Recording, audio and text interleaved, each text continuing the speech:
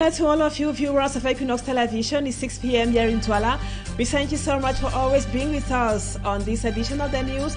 Right away, our major stories, as usual, could some of the families whose relation skeletons were exhumed recently from Ekondo Titi be right for refusing to receive those remains? They are saying, as Africans, it is an abomination for them to take the skeletons of someone else to their villages for interment. Those family members want proper tests to first of all be carried out, and we spoke with a forensic medical doctor who affirms that it takes several days and even weeks to get appropriate results of a DNA test. We will be listening to Dr. Com Patricia in this newscast. And has ECOWAS given up with the idea of using force in Niger to release the abducted president Mohamed Bazoum? We attempt and answer in the course of this news, so stay with us.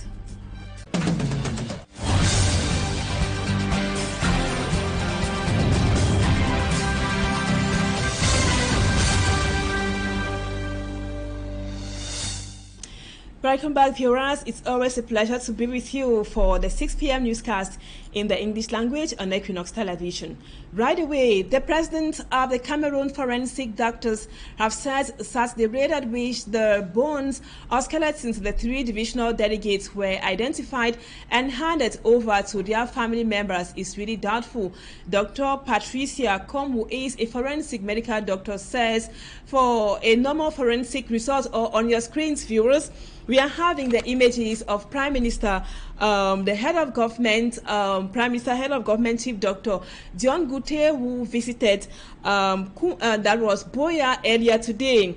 The Prime Minister, Chief Dr. John Gute, you have the images on your screens, was received by a cross-section of the population of Boya. His visit is in line with the follow-up of the major national dialogue, which first took place in Yaoundé in the year 2020. It was precisely within the context of the 5th session of the follow-up committee to ensure that the recommendations of the major national dialogue should be implemented. The Prime Minister visit, or his visit, comes few days after the exhumation of the corpses of the 5 Indian divisional delegates, and the remains were handed over to their families in Limbe. That was yesterday. We were telling you a while ago, viewers, the presidents of the Cameroon Forensic Medical Doctors have said that the rate at which the bones of the 3 divisional delegates were identified and given to the family members is really doubtful. Dr. Patricia Com, who is a forensic medical doctor, says for a normal forensic results to be obtained, several days are required. Smart Jikan Gabriel spoke with her and compiled this report for the news.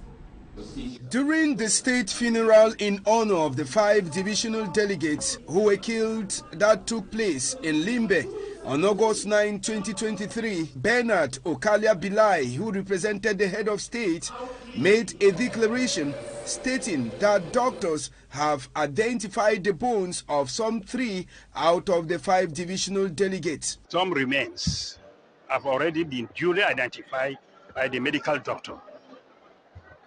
Some last verifications may be carried out. Visiting the president of the Cameroon Forensic Medicines based in the Akwa neighborhood of Douala, she rejects the declaration of Bernard Okalia Bilai. Quand on me dit, moi, spécialiste. When someone tells a specialist like me that the bones were identified through a medical manner, I'm asking what method was used. There is no 2 ways to get a forensic result. It's scientific evidence. I'm not aware about the technique which was used and where it was done, because if it is in Cameroon, it's not true. According to Patricia Com, for a forensic result to be out, the number of days the government used to determine 3 bodies was too short. What forensic result can be out within 3 days? It's not possible. Honestly, it takes several months for it to be done. But what does it take for a forensic investigation to be done? The identification of the victims takes a lot of time. It's a whole process on its own, from when the samples are taken to its codification, a test of close family members and personal belongings to the victims are collected and sent to a special laboratory out of Cameroon. Envoyé dans un laboratoire, il faut le dire, à l'étranger. Even though Cameroon is blessed with a huge number of forensic specialists, Cameroon doesn't have any forensic laboratory yet. Reasons most of the forensic investigations are concluded in laboratories outside the country, and this takes several months for the results to be out. And now let's listen to Senator Mbela Moki-Charles after the handing over of the skeletons or remains to the bereaved families in Limbe yesterday. Senator Mbela Moki-Charles thinks that a proper investigation must be carried out to identify those who are fueling the war in the northwest and the southwest regions. Let's listen to him. Look at the gruesome manner, satanic way in which these senior state officials were killed and destroyed. What is all this? We lost our own everywhere in this crisis. And the response we have always is that the situation is under control. We cannot subscribe to that any longer. Let us call evil by its name. Southwesterners don't have an attitude of propagating hate speech. That is why they are so hospitable. Their hospitality is legendary in them. But if that hospitality begins to embrace what threatens their very existence, then something has to be done. It is not normal. I tell you, why do I say all of this? The man who surrendered was number 2 to General Tenkobo Indian Division. He says they were promised that General Tenkobo was going to be made the Field Marshal of Indian Division. Who promised him? Someone promised him, and the man who says so is still alive. Let him tell us. Let Cameroonians know where that message was coming from and who sent the message, so that we can use all avenues and all structures of the state, the government of the republic, the civil society, the press, and all the advocacy channels to track down all those who are sponsors. And now we come back to Douala. The senior divisional officer for the Vuri division, Benjamin Butu, somehow blamed the bike rider who died beneath a truck at Granga in a road accident in Bonaberi that was recently. His statement was opposed by municipal councillors during the stores and management account session of the Douala 4 Council that also saw emphasis laid on inundations and waste disposal, not only in Bonaberi but in Douala. Let's now have more with Innocent Aze.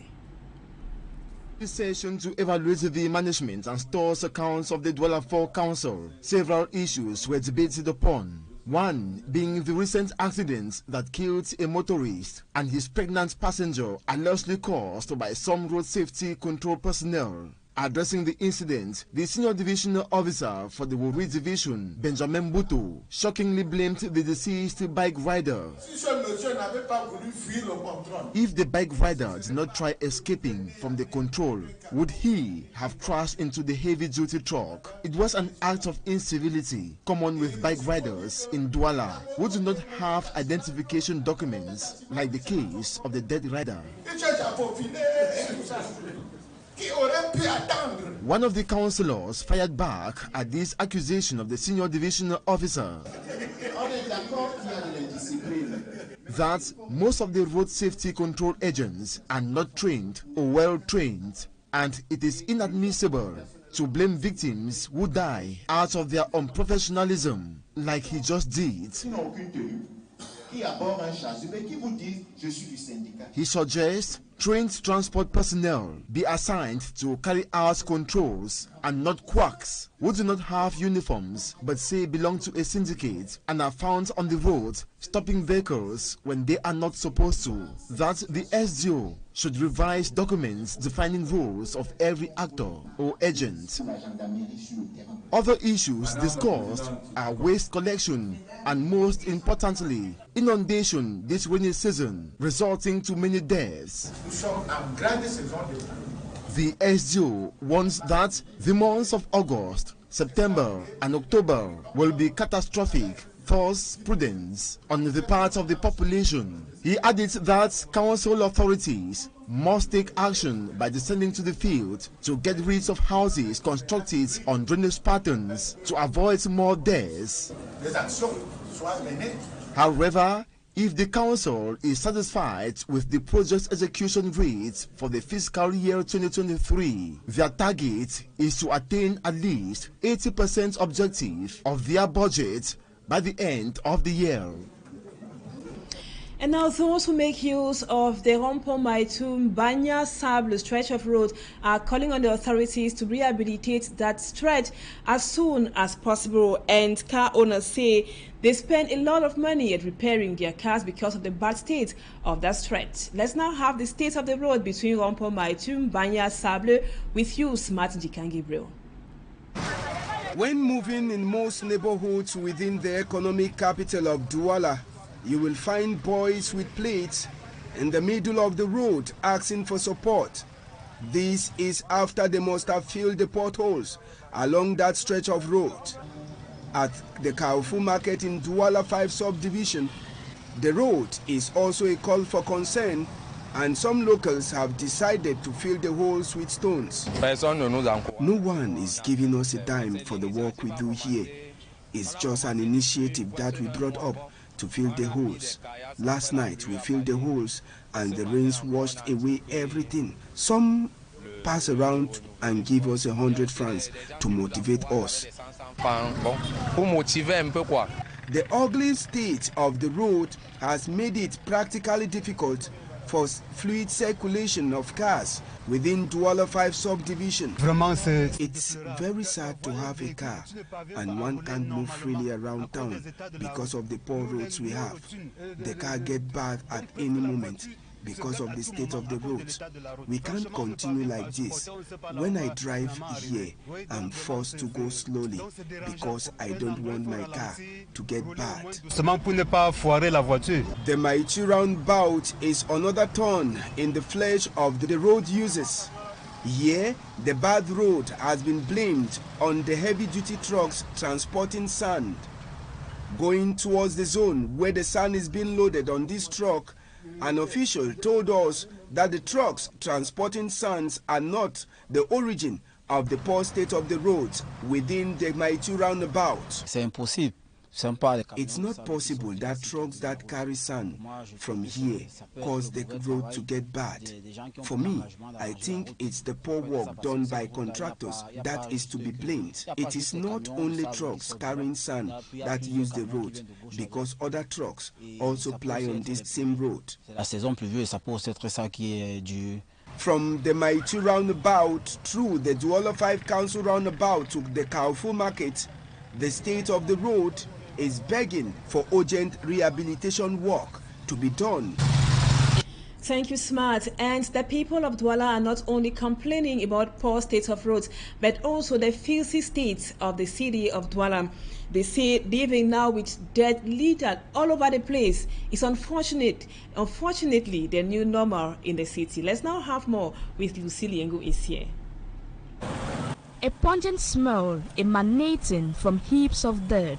We are at Rue Koloko in the Douala 1 subdivision. Just beside the pile of garbage is a bridge which has become difficult to access. Residents are left with no choice than to move on the dirt. Plus de 2 semaines, donc c'est là comme ça, nous sommes mal à l'aise. Avec les mouches, nous ne sommes pas tranquilles. Same scenario in most streets in the area where we find dirt littered everywhere, attracting flies and other insects. This is exposing the locals to diseases like malaria, cholera, typhoid. Les bœufs partout en pleine ville comme ça et puis la poubelle partout, ça en vaut pas la peine. An ordeal for road users, but an opportunity for animals. Cows now feed on the decayed dirt.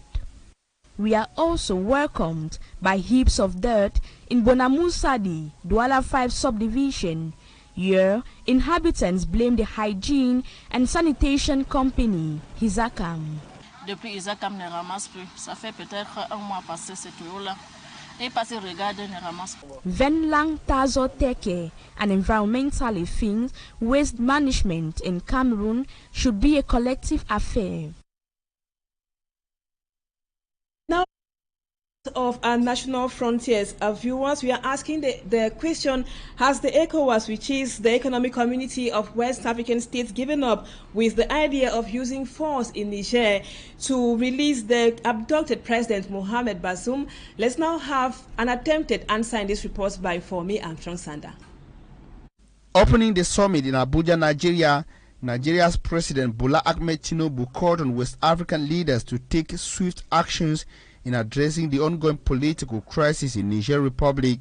In his welcome address at the second ordinary ECOWAS summit on the socio-political situation in the country, he stressed on the urgency of the situation, emphasizing the collective commitment of finding a lasting solution. President Bola Ahmed Tinubu highlighted the importance of diplomatic negotiations and solidarity among nations in resolving the crisis. He underlined the need for a dialogue and cooperation to restore constitutional governance. The Nigeria's president further warned that the political crisis in Niger posed a significant threat to the regional stability and also the image of the economic community of West African states ECOWAS. He further expressed concerns over the potential repercussions for the West African region if the crisis continued unresolved. President Bola Ahmed Tinubu acknowledged previous efforts to condemn the military takeover and the detention of former President Mohamed Bazoum. He, however, noted that despite sanctions and diplomatic initiatives, the desired outcome had not been achieved. Political observers note a change in the voice of ECOWAS leaders from the previous summit and say that pressure from within their countries and pressure from the African continent largely contributed. The president reaffirmed the commitment to restoring peace and stability in Niger and called for a prosperous future for the entire economic community of West African sub-region. Thank you for that report, which brings us to the end of the first part of the news. Viewers, don't go away. Talking Point comes up next. Stay with us.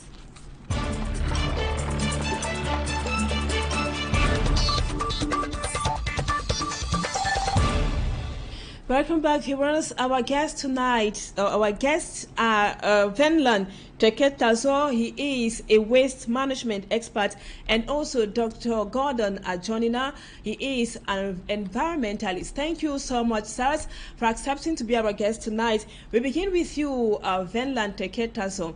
You are a waste management expert, and we just watched the reports there of dead being littered everywhere in the city of Douala. What can be done as a waste management expert? Generally, a dirty environment or a dirty town is a collective responsibility, beginning from the producers, that is the domestic person that produces the waste, up to the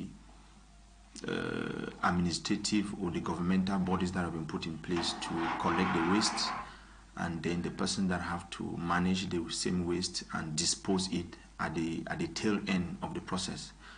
Like it always happens in other countries that we have visited during our few journeys that we have made out, the collection process is segmented from the domestic waste that is being collected. That is, each home has to have every can that is separated, because the waste that we collect is not homogeneous. The waste has different types. There's waste that is biodegradable. There's waste that can be broken bottles. There are others that are plastics. There are others that are chemicals. There are others that are liquid. There are others that are poisonous. There are others that can be recycled. And all this collection of waste that comes from the production plants, you can take of the industrial waste, hospital waste, blood, part of bodies of human beings, and so on and so forth. And you want to look at all this, it is a whole industry and a complex process which needs professionals to handle it in order to ensure that the environment is safe for the population to live in. And now, Venlan Teke, all of us have been thinking or talking about recycling waste rather than littering them everywhere in the town. How can that be properly organized? the most crucial part of ensuring that a town is clean is to ensure that the population has a mentality change. We've always been saying this, and that remains the fundamental problem. To educate the population to know that when I'm producing this waste, this is a needle. As I'm throwing it into the trash can of Isakan to come and collect, will it be recycled? If I'm throwing this plastic paper into a Isakan collection can, mixing it with food, mixing it with papers, mixing it maybe with other shoes and so on and so forth. Just as a perception of a layman's point of view, how does this company manage this combination of waste that is being dropped in one bucket? This means that waste has to be, there should be a design of how this waste is collected from the time that it is produced up to where it will be collected, that is, it will be selected and then put in various treatment processes which can be used now to produce what will be used. Vendland, it appears most times all the fingers are always pointing to the hygiene and sanitation company for not always passing by to collect all the wastes. But the local population should also be blamed, don't you think so? If you had the possibility of me looking at the shoes that I'm actually wearing, the other day I was touching my tennis, and I saw from it, clearly written into it, produced from recycled waste. Very beautiful tennis that I'm putting on now. And it means that the plastic part of the waste that is being collected in other countries is being recycled and produced, used for other positive and very usable products. In Cameroon, we have that unfortunate situation wherein the waste are being collected and dumped in one can. And we don't blame the collection companies, but we know that what they are doing is what has been given to them. But I know that the process of collecting waste is going to evolve, especially now that it's becoming very, very crucial, as it is a source of infection, it is a source of houseflies, it's a source of mosquitoes, it's a source of rats, it's a source of cockroaches, and all these are affecting the population in one way or the other. Not to even to talk about the aesthetic part of it, because it's very common in Cameroon, and I want to describe where you are living. You say when you meet the Isakan can, when you meet the first dirt, you go left and right. It has become a reference point for us when we communicate, but it is deplorable that we can be living in such an environment. And now, Vendland, how do you think, as a waste management expert, how do you think the authorities can cooperate or collaborate with the local population to ensure that this recycling we are talking about is a reality? Need a specialized company that will start from scratch, building cans that will be labeled as biodegradable waste. This one is waste that can be biodegradable. This one is normal paper. This one is plastic paper. This one is broken bottle. This one is syringes. This one is iron. This one is this. And when those things are labeled and placed at the home of every citizen in Cameroon, then we can start saying that we are taking a step towards handling this waste that is disturbing us. Without which, if you bring the most specialized company and just put, and all this waste is still collected from the production point this same way, I bet you this company needs to collect this waste and still go and sit down somewhere and select it, put it in all other cans before putting it into a system which can be transformed to something useful, because this waste is very useful. And the other thing is the point which it is being dumped. In Douala here, all of us know where Bois de Singe is. And this waste is gone and dumped there and burnt. All the waste that is produced from every home, from hospitals, from industries is not flammable. You burn it, you have not caused it, so you have not given a solution to it. So we know that this waste is not disposed appropriately. And what we are just saying is that since it is a general problem now, we are giving our own little contribution and getting ready to bring our expertise on board, such that the collection processes will be harmonized, will be improved upon, and the waste that we're going to produce can be transformed into fertilizers, can be transformed into other usable things that will be of benefit to humanity, rather than just going to dump them in the environment, burn, which it's not still a healthy process for the ecosystem. Thank you so much, Venlan Teke Tazo, for accepting to be our guest. Just to remind our viewers that you are a waste management expert. And now let's move on to you, Dr. Gordon Ajonina. You are an environmentalist and also a mangrove expert. We are still talking about the environment. We are talking about preserving the environment. To talk about floods or inundations, which have been very frequent in the economic capital, Douala, recently. Dr. Gordon, as an environmentalist, you were speaking of air, and you made me to understand that trees actually play a great role at reversing floods. Can you tell us what are some of the roles trees play in combating floods, especially in coastal areas like Douala? Activities that are causing flooding in the cities, especially Douala, are the building activities. You can see they are building along rivers. The law says that we should build at least 30 meters from the river bedges, from the river. But now we see that buildings are everywhere around the river. And so when you start to obstruct the river flow course, there's bound to be floods. So haphazard building, indiscriminate, illicit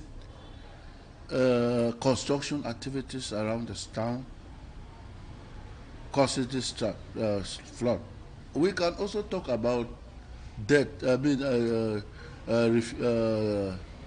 refuse disposal points. You see, when we see rubbish everywhere, and when there's rubbish everywhere, water accumulates. And when it accumulates, there's flooding that we're talking about. So we should not obstruct the natural course of things, of processes. Once we do that, there's bound to be the consequences which we cannot bear. And now, Dr. Gordon, that is the problem. There is this rhetorical question: what is a solution or a proposed solution as a mangrove expert and as an environmentalist? Mangroves, we can simply refer as natural sponge.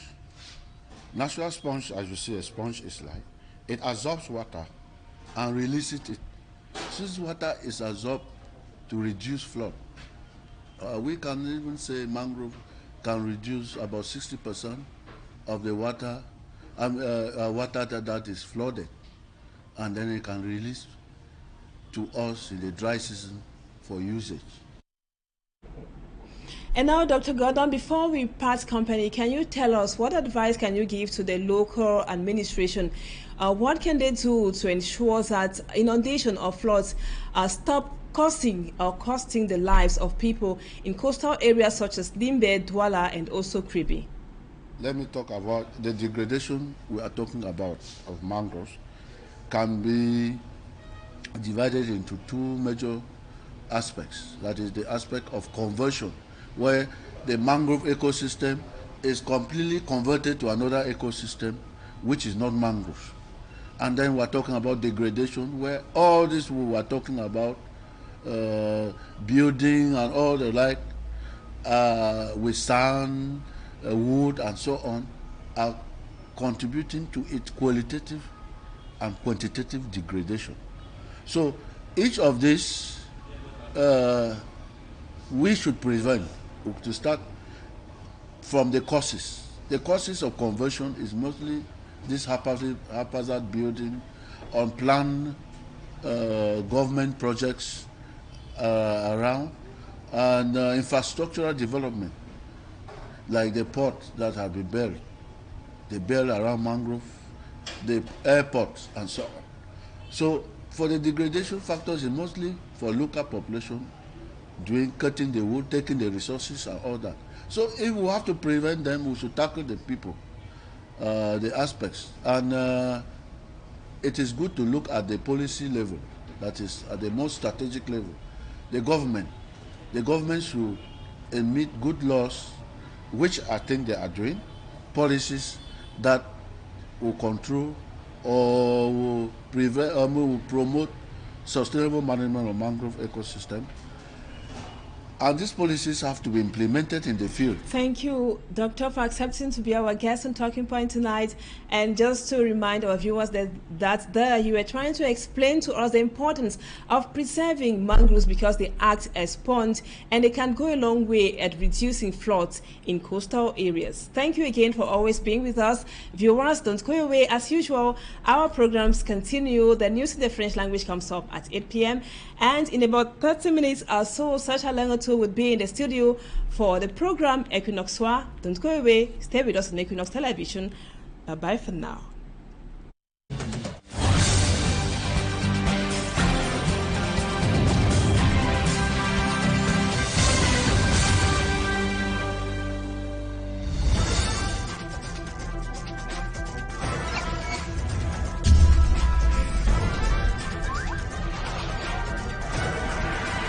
Équinoxe Télévision, au-delà de l'image, nous rendons compte. Ce samedi sur Équinoxe Télévision. Du sport, de la beauté et de l'art seront au rendez-vous dans la bulle. Oui, nous aurons l'ambassadeur de la jeunesse francophone, Mister Francophonie.